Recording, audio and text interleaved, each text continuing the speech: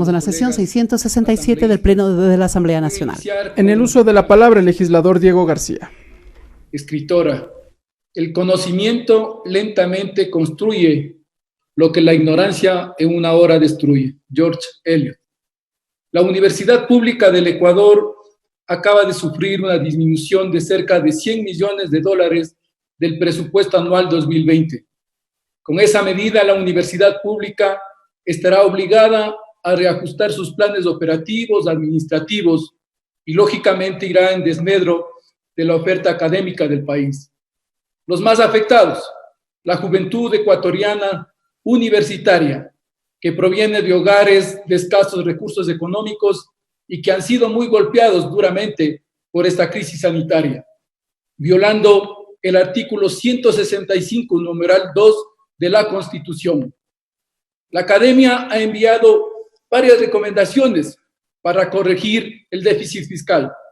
Lamentablemente, no han sido considerados en el tratamiento de esta ley, que de urgentes no tiene nada. Rechazamos el recorte presupuestario de las universidades públicas. La emergencia sanitaria va a tener un profundo impacto en el territorio, en todos los ámbitos de vida de sus habitantes. La Asociación de Municipalidades del Ecuador nos reporta hoy que 115 funcionarios de las municipalidades han fallecido y 19 alcaldes que han dado positivo por el COVID-19. Mi sentimiento de pesar y solidaridad a todos sus familiares. Con toda esta situación implica un gran reto para todo el aparato estatal, que deberá desarrollar planes, programas y proyectos que permitan resolver muchos de los efectos económicos, sociales y culturales que tendrá la pandemia del COVID-19. En el caso de los gobiernos autónomos descentralizados, que son los organismos de cercanía a la ciudadanía, tienen un rol vital para adoptar las medidas que permitan una más rápida recuperación de su población. Los gobiernos autónomos descentralizados tienen importantes competencias dentro del ordenamiento territorial, parroquial, rural, cantonal y provincial. Esos planes de desarrollo no contienen ninguna estrategia que permita afrontar situaciones parecidas y, por tanto, tampoco existen proyectos y programas con ayudas o soluciones frente a los problemas que están atravesando sus habitantes como consecuencia de la pandemia mundial. Esta pandemia también afecta a la planificación territorial. No obstante, en la actual Ley Orgánica de Ordenamiento Territorial, Uso y Gestión de Suelo, consta la disposición transitoria quinta, que dispone que los gobiernos autónomos descentralizados tienen hasta el 14 de mayo del 2020 para adecuar sus planes de desarrollo y ordenamiento territorial a la LOTUS. Sin embargo, como consecuencia de la emergencia sanitaria que está atravesando el país, los procesos de planificación se han visto paralizados. Además, cualquier planificación que se elabore desde los gobiernos autónomos descentralizados deberá tomar en cuenta los efectos económicos, culturales, sociales que tendrá la pandemia del COVID-19 en su población. Por lo que, de aprobarse, los PDOTs del 14 de mayo no tendrán mayor utilidad para sus territorios, lo que obligará a que inmediatamente, después de aprobados, se deberá iniciar nuevamente un proceso de actualización, lo que implicaría un desperdicio de recursos públicos. Por otro lado, un componente importante para la planificación consiste en la participación ciudadana en la construcción y formulación de los planes, situación que en la presente emergencia resulta imposible de lograr, por lo que de aprobarse esos instrumentos tendríamos una planificación que carecería de legitimidad social. Por otro lado, los GATS han tenido un papel importante en la adopción de las medidas para paliar varios de los problemas de esta pandemia, pues asumieron varias responsabilidades del gobierno central, como la adquisición de pruebas, material de protección para hospitales públicos, entrega de alimentos a familias de escasos recursos. Sin embargo, su accionar tendrá una mayor incidencia una vez superado el aislamiento, pues deberán implementar también planes, programas y proyectos que permitan que las economías locales se recuperen. Para lograr esta finalidad deben contar con un respaldo legal que garantice su autonomía y les permita generar las condiciones económicas para favorecer la actividad productiva que genera el trabajo. No obstante, el proyecto de ley orgánica de ordenamiento de finanzas públicas, de aprobarse como fue remitido, el Ejecutivo tendrá un efecto contrario al que se requiere para superar los efectos negativos de la crisis sanitaria.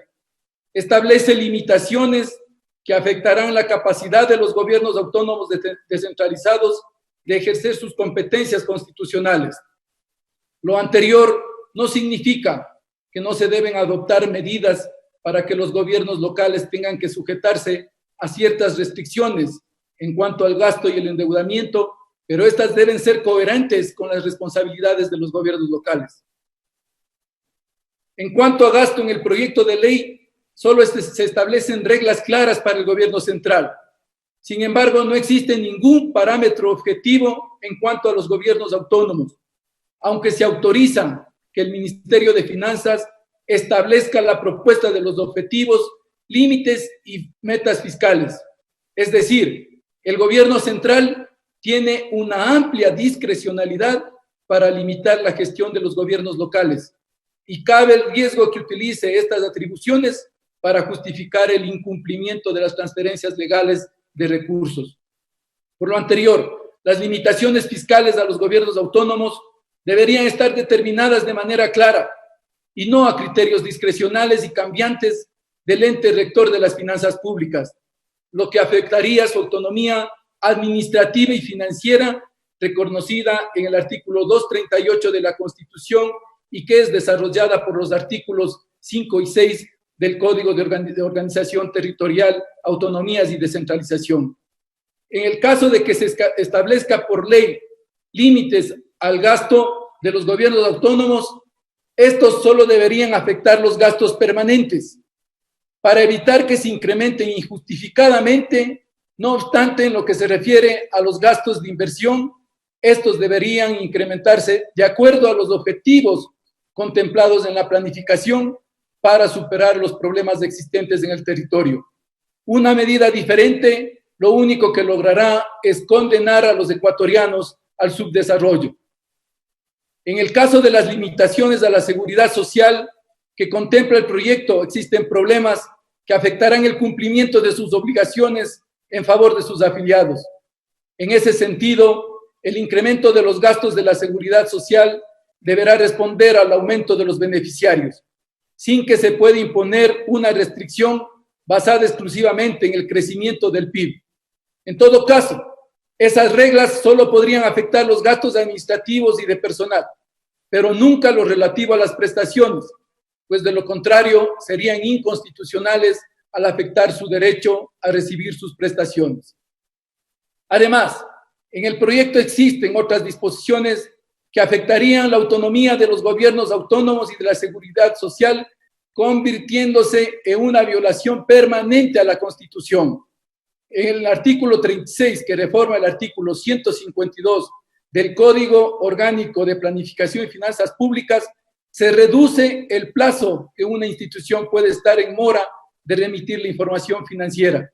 Este artículo se refiere a todas las entidades públicas, incluidos los gobiernos autónomos descentralizados, y la consecuencia del no envío de la información es la suspensión de las transferencias económicas desde el Ministerio, situación que afecta el artículo 271 de la Constitución.